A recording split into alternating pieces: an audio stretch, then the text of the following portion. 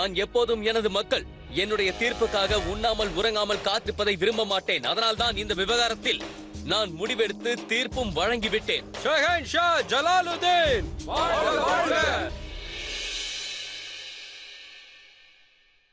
Ad hoc அவர்களே, முகலாய பேரரசின் சக்கரவர்த்தி ஜலாலுதீன் அவர்கள் இட்டிருக்கும் கட்டளையின்படி இன்று முதல் 14 வயது நிரம்பாத எந்த ஒரு பெண்ணிற்கும் நடக்கும் திருமணம் செல்லுபடி ஆகாது என்றும், அந்த திருமணத்தை செய்து வைப்பவரும் செய்து கொள்பவரும் தண்டனைக்குள்ளாவார்கள் என்றும் இதன் மூலம் அறிவிக்கப்படுகிறது. இந்த சட்டம் இன்று முதல் அமலுக்கு வருகிறது. ஆனால் இதற்கு முன்பு நடந்த திருமணங்களுக்கு இந்த சட்டத்தின் பாதிப்பு இருக்காது. இதன் அடிப்படையில் தன்னுடைய விசேஷ பேகம் ருக்கையா அவர்களுக்கு ஜலாலுதீன் அவர்கள் தலாக் வழங்க மாட்டார் என்று இன்று தர்பாரில் முடிவெடுக்கப்பட்டது. இதில் எந்த மாற்றமும் இல்லை. நாங்கள் ஷஹன்ஷா அவர்களுக்கு நன்றி கடன் பட்டிருக்கிறோம். மக்களுக்கு சாதகமாக முடிவெடுத்திருக்கிறீர்கள். ஆனால் குற்றவாளி ஆதம் கானுக்கு தண்டனை வழங்கப்பட்டதா என்று எங்களுக்கு தெரிய வேண்டும். ஆதம் கான் செய்த தவறிற்கு அவனுக்கு தண்டனை வழங்கப்பட்டு விட்டது.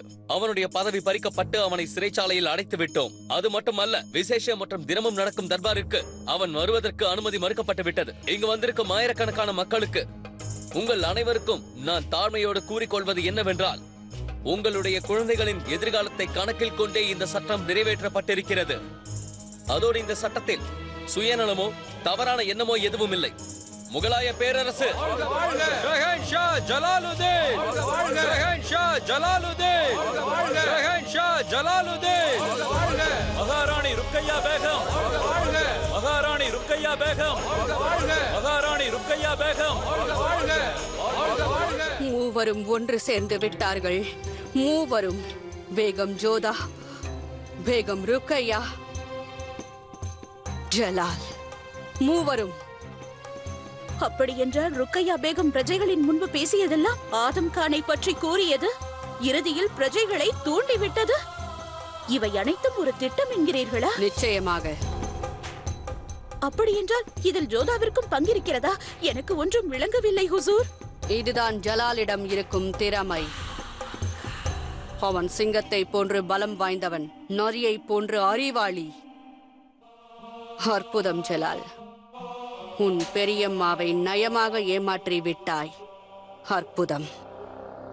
ஆச்சரியம் என்னவென்றால், பேகம் ஜோதாதான் இதற்கெல்லாம் காரணம் என்று ருக்கையா பேகம் என்னிடம் வந்து கூறிய பொழுது எவ்வாறு மூவரும் இணைந்தார்கள் என்பதுதான் எனக்கு விளங்கவில்லை. இவர்கள் மூவரையும் ஒன்றாக இணைத்தது யார் என்று எனக்கு முதலில் விளங்கவில்லை. ஆனால் ஜலால் ஜோதாவை இரவில் சந்தித்ததாக என் உளவாளி வந்து கூறினான்.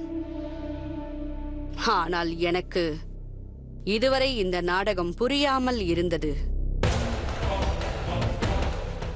ஜலால் என்னிடமே விளையாடிவிட்டான்.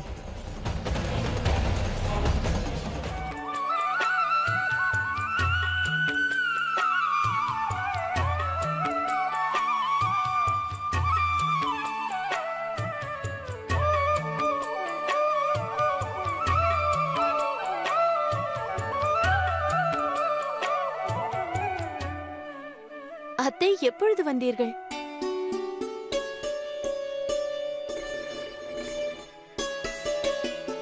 பிரசாதம் அத்தை.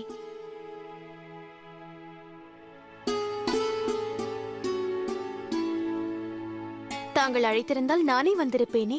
அப்படி இல்லை ஜோதா, நான் தான் உனக்கு கடமைப்பட்டிருக்கிறேன்.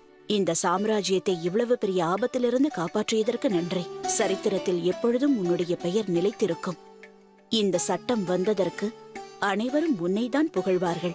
ஆனால் அத்தை அவர்களே, நான் ஒன்றுமே செய்யவில்லை. நான் விதையைத்தான் விதைத்தேன். ஆனால் அதை வளர்த்தவர் ஷெஹன்ஷா தான். எவ்வளவோ பிரச்சனைகள் வந்த பொழுதும் அதை சமாளித்து ஷெஹன்ஷா தான் இந்த சட்டத்தை நிறைவேற்றினார்.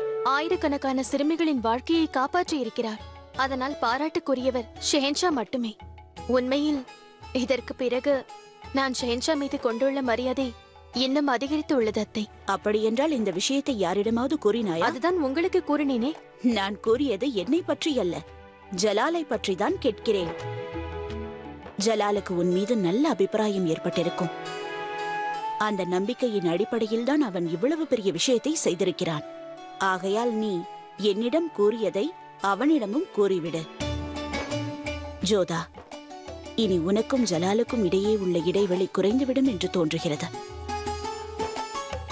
இன்ஷா அல்லாஹ், ஒரு நாள் நிச்சயமாக அது நடக்கும். நானும் முயற்சி செய்கிறேன் அத்தை.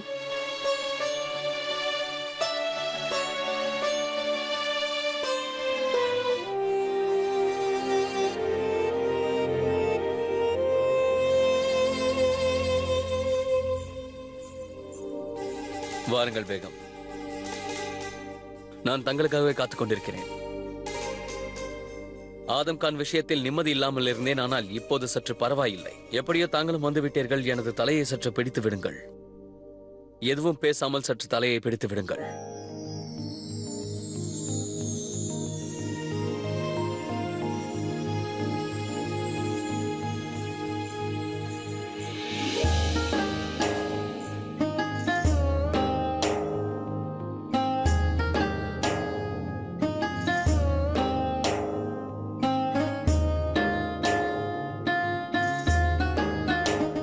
என்னவாயிற்று?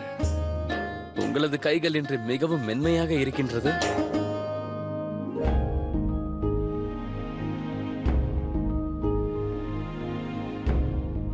மன்னித்து விடுங்கள், வந்தது ருக்கையா பேகம் என்று நினைத்துத்தான் இப்படி செய்ய சொன்னேன். உங்கள் கைகள் பூவை போல் இருக்கின்றது. உங்கள் பாராட்டுக்கு நன்றிகள். அனைவருக்கும் இரு கைகள் இருக்கத்தான் செய்யும், ஆனால் அனைவருக்கும் மென்மையான கைகள் இருக்காது. நீங்கள் யாருக்கும் மாலிஷ் செய்ததில்லை என்று நினைக்கிறேன். சற்று தாங்கள் அழுத்தி பிடியுங்கள். உங்களுக்கு அது சரியாக செய்து கொள்ள வராது என்று நினைக்கிறேன். முதலில் நன்றாக அமருங்கள். வேண்டுமென்றால் அதன் மீது அமருங்கள். சரி.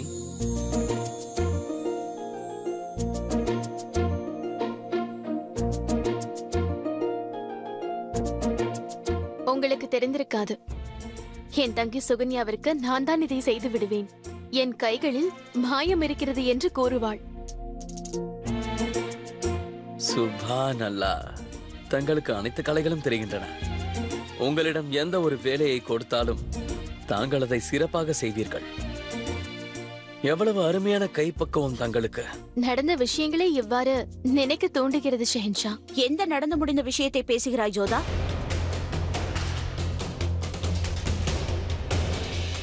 உன்னுடைய பூஜையில் நான் ஒன்றும் பங்கம் விளைவித்து விடவில்லையே. நிச்சயமாக இல்லை. ஜோதா பேகம் வந்தார்கள். பிறகு ஜோதா பேகம், தாங்கள் எதற்காக இங்கே வந்தீர்கள் என்று நான் தங்களை கேட்கவே இல்லையே. ஒன்றும் முக்கியமான விஷயமில்லை. நான் பிறகு பேசுகிறேன். வருகிறேன். வணக்கம் ருக்கையா பேகம்.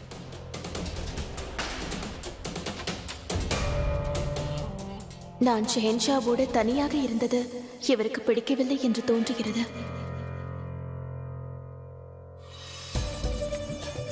பரவாயில்லையே ஜலால், ஜோதாவிடம் நெருங்கிக் கொண்டிருக்கிறீர்கள் போல் தெரிகிறது. அப்படி ஒன்றும் இல்லை ருக்கையா. அவர்கள் வரும்போது நான் கண்களை மூடிக்கொண்டிருந்தேன். வந்தது நீ என்று நினைத்தேன். அதனால் தான் தலையை பிடித்து விட சொன்னேன். இதுவும் அருமை ஜலால். முன்பெல்லாம் என் கொலுசு சத்தத்தை கேட்டாலே தெரிந்து கொள்வீர்கள். ஜோதாவிடம் ஏதோ தனித்துவம் இருக்கத்தான் செய்கிறது. இல்லை என்றால் நம்மை பிரிக்க நினைத்த அவளுக்கு, நம்மிடையே இடைவெளியை ஏற்படுத்த நினைத்த அவளுக்கு எதற்காக இவ்வளவு முக்கியத்துவம் அளிக்கப் போகிறீர்கள்? இதெல்லாம் உன்னுடைய கற்பனை ருக்கையா. முதலில் அவர்களை வெறுப்பதை நிறுத்திவிட்டு நன்றி கூறு. அவர்கள் செய்த முயற்சியால் தான் நமது தலாக் விஷயம் தடுக்கப்பட்டு விட்டது. மக்களிடம் முடிவை விட்டுவிடுமாறு ஆலோசனை வழங்கியது அவர்கள்தான். பிரஜைகள் உங்களையும் ருக்கையா பேகமையும் மிகவும் நேசிக்கிறார்கள். இந்த நேரத்தில் ருக்கையா பேகம் பிரஜைகள் முன்பு தன் கஷ்டத்தை எடுத்து கூறினால் நிச்சயம் மக்கள் புரிந்து கொள்வார்கள்.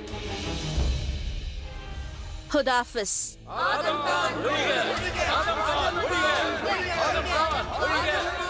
யா ஹுதா, நான் ஜோதா பேகத்தை எவ்வளவு தவறாக புரிந்து கொண்டேன். ஏன் இதை முன்பே என்னிடம் கூறவில்லை? நீ அதற்கான வாய்ப்பை அளிக்கவில்லை. அவர்களது நேர்மையை தவறாக புரிந்து கொண்டாய். நானும் ஒரு காலத்தில் அப்படித்தான் செய்தேன். ஜோதாவை நான் கண்டபடி பேசிவிட்டேன். அவளை நான் அவமானப்படுத்தி விட்டேன். இதற்கு நான் எவ்வாறு பிராயச்சித்தம் செய்வேன்? ருக்கையா, ஜோதா பேகம் செய்தது சரி என்று உனக்கு தோன்றினால் நான் ஒரு ஆலோசனை கூறுகிறேன். நீ சென்று ஜோதா பேகத்தை பார்த்தால் மற்றவை தானாக நடந்துவிடும்.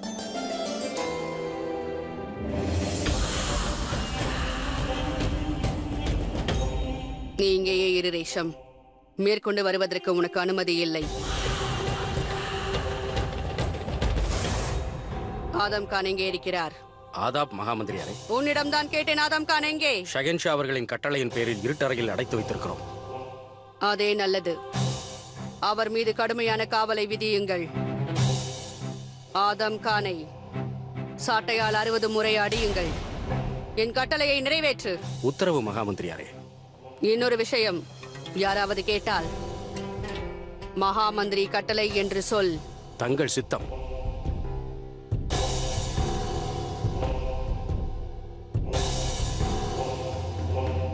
நினைவில் கொள் ரேஷம், ஆதம் கானை இம்சித்துக் கொண்டே இருக்க வேண்டும். அவருக்கு தண்டனை வழங்கப்படுவதை அனைவரும் பார்க்க வேண்டும். என்னை மன்னித்து விடுங்கள் மகாமந்திரியாரே. ஆதம் கான் தங்களுடைய புத்திரன் அல்லவா?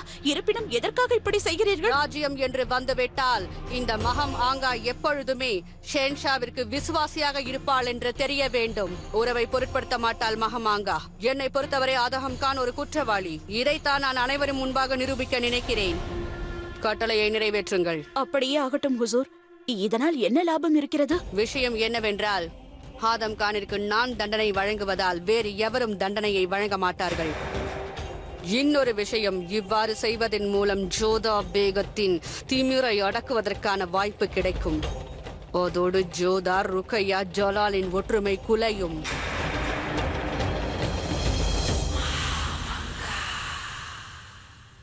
விசேஷ ராணி பேகம் ருக்கையா அவர்கள் வந்து கொண்டிருக்கிறார்கள்.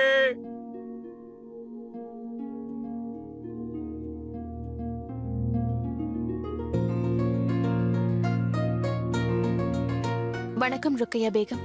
ஆதாப். செல்லுங்கள். தாங்கள் என் மீது கோபமாக இருப்பீர்கள். உன் மீது எனக்கு சிறிது கூட கோபம் இல்லை ஜோதா.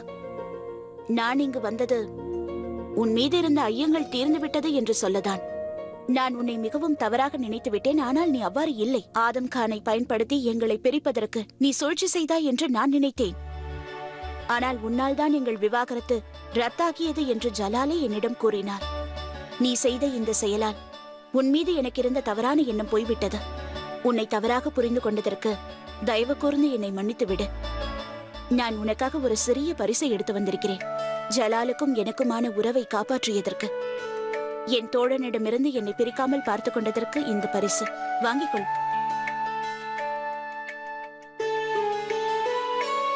உங்கள் பரிசு விலை மதிப்பற்றது. ஆனால் உங்களுக்கு என் மீது நம்பிக்கை வந்தது எனக்கு மிகவும் சந்தோஷமாக இருக்கிறது. அதுவே பெரிய பரிசு. நீ இன்னும் இதை திறந்து பார்க்கவில்லையே. நான் உனக்கு என்ன பரிசு கொண்டு வந்திருக்கிறேன் என்று.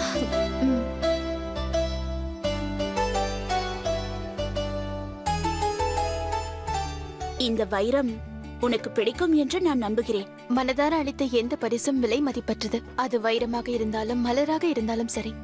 நான் இந்த பரிசை என்றென்றும் போற்றி பாதுகாப்பேன் ருக்கையா பேகம்.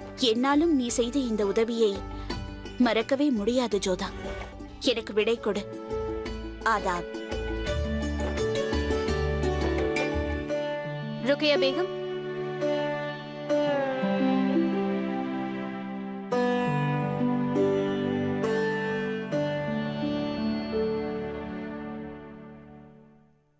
எங்கள் ஆமீரில் இது பழக்கம். யாராவது பரிசளித்தால் அவர்களை வெறும் கையோடு அனுப்ப மாட்டோம். தர்காவில் இருந்து வரும் தாயத்தை நீங்கள் புனிதமாக நினைப்பது போல நாங்களும் இந்த கயிற்றை புனிதமாக நினைக்கின்றோம். என்னுடைய ஸ்ரீகிருஷ்ணனை நான் பிரார்த்திக்கிறேன், உங்கள் கோரிக்கைகள் நிறைவேற வேண்டும் என்று. நீங்கள் அனுமதித்தால் இந்த கயிற்றை உங்கள் கைகளில் நான் கட்டிவிடுகின்றேன். அது என் பாக்கியம். உங்கள் இடது கையை நீட்டுங்கள்.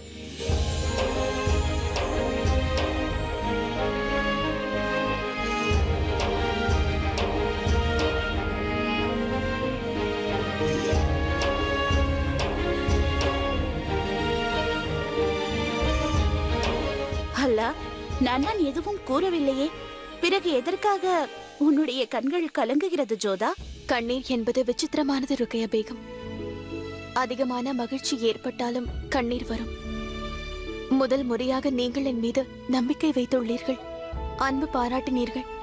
நான் நினைத்தாலும் என்னால் கண்ணீரை தடுக்க முடியவில்லை. எனக்கு நன்மை செய்யும் அனைவரையும் இந்த ருக்கையா பேகம் நிச்சயம் மதிப்பாள் ஜோதா பேகம்.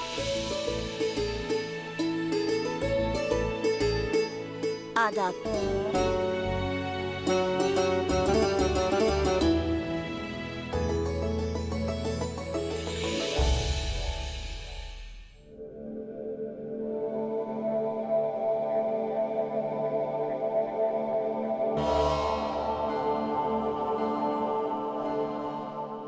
சுபானல்லாஹ், நீ மிகவும் அழகாக ஓவியத்தை தீட்டியிருக்கிறாய். நிச்சயம் இதற்காக உனக்கு பரிசு கொடுக்க வேண்டும். உன் கையை நீட்டு.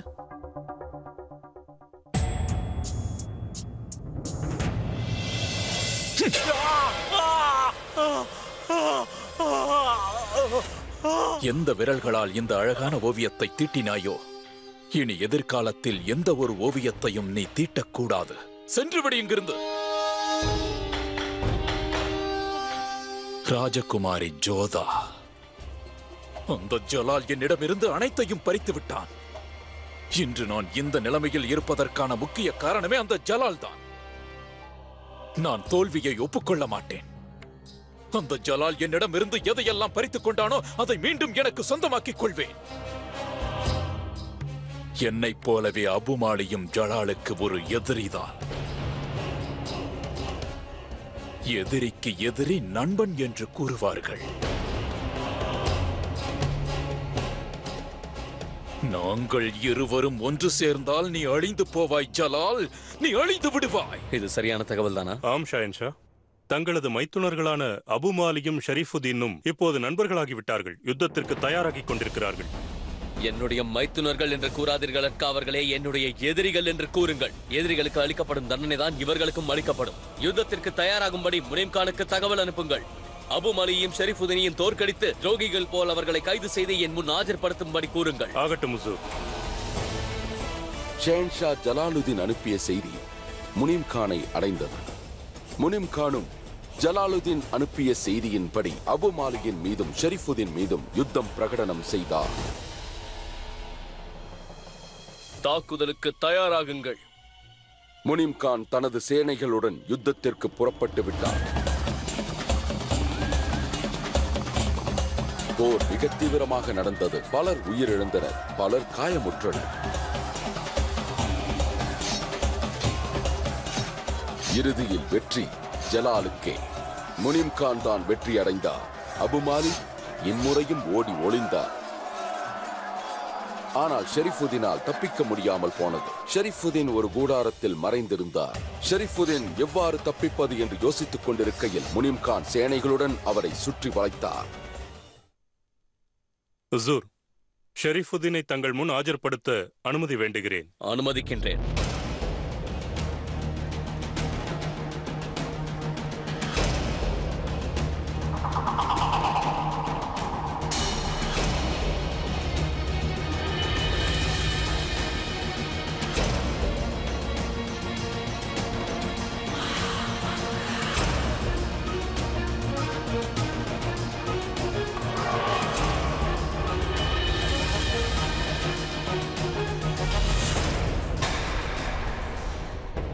நான் உன்னிடம் அன்று பல கேள்விகள் கேட்க நினைத்தேன், ஆனால் அதற்கு பதிலளிக்காமல் நீ ஓடிவிட்டாய். எதற்காக எங்கள் இருவரின் அந்தரங்க விஷயத்தில் நீ இவ்வளவு கேவலமாக நடந்து கொண்டாய்? எதற்காக பக்ஷி பானுவை நீ பகரக்காயாக பயன்படுத்தினாய்? ஏனென்றால் ஒரு ராஜபுத்திர பெண் முகலாய சாம்ராஜ்யத்திற்கு பேகமாவதில் எனக்கு விருப்பமில்லை.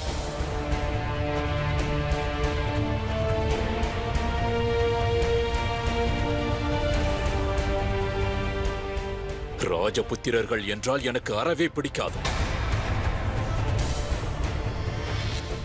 ஜோதா பேகத்தை தாங்கள் நிக்கா செய்ய முடிவு செய்த போதிலிருந்தே நான் மிகவும் வெறுப்பாக இருந்தேன். ஆனால் நான் உங்களை தடுக்கவில்லை. ஆனால் இதை என்னால் தாங்கிக் கொள்ளவும் முடியவில்லை. உங்கள் மீது எனக்கு கோபமில்லை. ஆனால் இந்த ஜோதாவை முகலாய சாம்ராஜ்ய பேகமாக என்னால் ஏற்றுக்கொள்ள முடியவில்லை. யாரை முகலாய சாம்ராஜ்யத்தின் பேகமாக்க வேண்டும் என்று முடிவெடுக்கும் உரிமை ஷேன்ஷாவிற்கு தான் உண்டே தவிர சுபைதாருக்கு அல்ல. அன்று உனது சுபைதார் பதவியை பறித்து நான் நீ செய்த தவறுக்கு தண்டனை அளித்து விட்டேன். ஆனால் நீ செய்த துரோகத்திற்கு தண்டனை அளிக்கவில்லை. அக்கா அவர்களே, மீண்டும் கட்டளை பிறப்பிக்கும் வரை இவனை இருட்டுச் சிறையில் அடையுங்கள். துரோகிகளை எப்படி நடத்துவீர்களோ அதே போல் இவனையும் நடத்துங்கள்.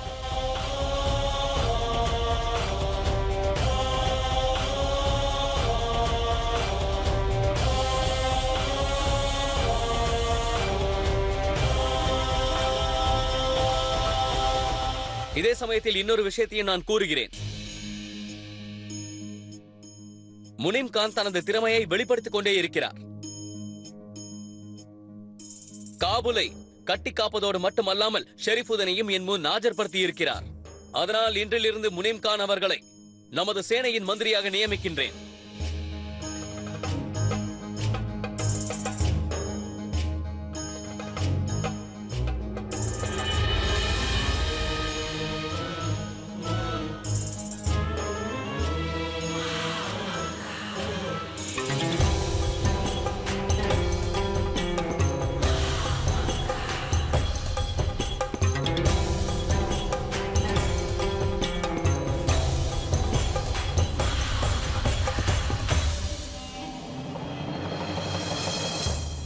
நன்றி ஷெஹன்ஷா. தங்களது சேவகனாக என் உயிரையும் தருவதற்கு நான் தயாராக இருக்கிறேன்.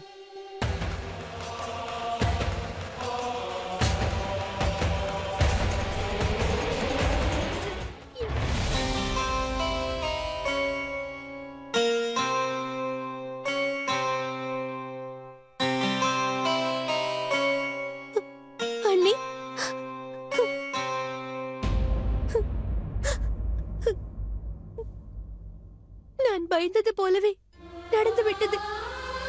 எனக்கு தெரியும், அண்ணனுக்குள் இருக்கும் ஷெஹன்ஷா வெல்வார் என்று. எவ்வளவு நாள் தான் ஓடுவார்? இறுதியில் அகப்பட்டு விட்டார் பாருங்கள். அவருக்கு தண்டனை கிடைத்தால் பிறகு பக்ஷி பானு, தாங்கள் இல்லை அண்ணி, இம்முறை காதலுக்கு அடிபணிய மாட்டேன். உறவை நினைக்க மாட்டேன். இனி என்றும் அவரை சந்திக்கவும் மாட்டேன். அது வேதனையும் அளிக்கலாம். ஆனால் அவருக்கு நான் துணை நின்றதால் நான் மன்னிக்கப்படக்கூடாது.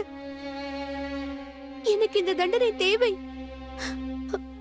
ஆனால் அண்ணி, அவரை விசாரிப்பதில் தவறில்லையே. அவர் எவ்வாறு இருக்கிறார்? நல்லபடியாக இருக்கிறாரா? பக்ஷி பானு, அவர் நன்றாக இருக்கிறார். நன்றி அண்ணி. தாங்கள் இங்கு வந்து என்னுடன் பேசியதற்கு எனக்கு என் மனபாரம் குறைந்தது. அவர் நன்றாக இருக்கிறார் அல்லவா?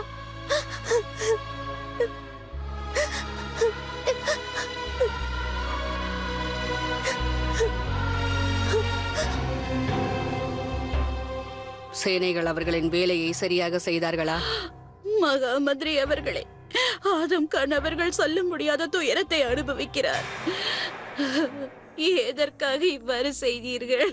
நான் உன்னிடம் என்ன கேட்டேன் ரேஷம்? சிப்பாய்கள் தங்களின் வேலையை சரியாக செய்தார்களா?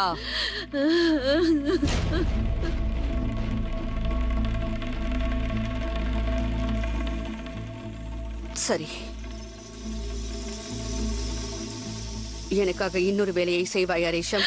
கூறுங்கள் ஹுசூர். ஆதகம் கானை எந்தெந்த சிப்பாய்கள் சாட்டையால் அடித்தார்களோ அந்த வீரர்களை கொன்றுவிட ரேஷம். அவர்கள் உயிரோடு இருக்கவே கூடாது. நான் 10 மாதம் சுமந்து பெற்ற என் மகனை எந்தெந்த வீரர்கள் அடித்தார்களோ அவர்கள் எல்லாம் உயிரோடு இருக்கவே கூடாது ரேஷம். என் கட்டளையை உடனே நிறைவேற்று. நடந்த அனைத்திற்கும் காரணம் அந்த ஜோதா பேகம் மட்டும்தான். இவை அனைத்திற்கும் ஜோதா பேகம் மட்டுமே காரணம். பெரும் சாகசக்காரியாக இருக்கிறாள். முதலில் ஜலாலை மயக்கிவிட்டாள். இப்பொழுது பேகம் ருக்கையாவையும் தன்வசமாக்கிக் கொண்டாள். என்னை இவ்வாறு ஆழ வைத்து விட்டாள். உன் வேலையை இதோடு நிறுத்திக்கொள் பேகம் ஜோதா. இனிமேல் நான் உன்னை எவ்வாறு ஆழ வைக்கப் போகிறேன் என்று பார். நான் உன்னை பழி தீர்த்துக் கொள்வேன் பேகம் ஜோதா. இந்த மகம் ஆங்கா உன் கண்களில் ரத்தத்தை வரவைப்பாள் ஜோதா.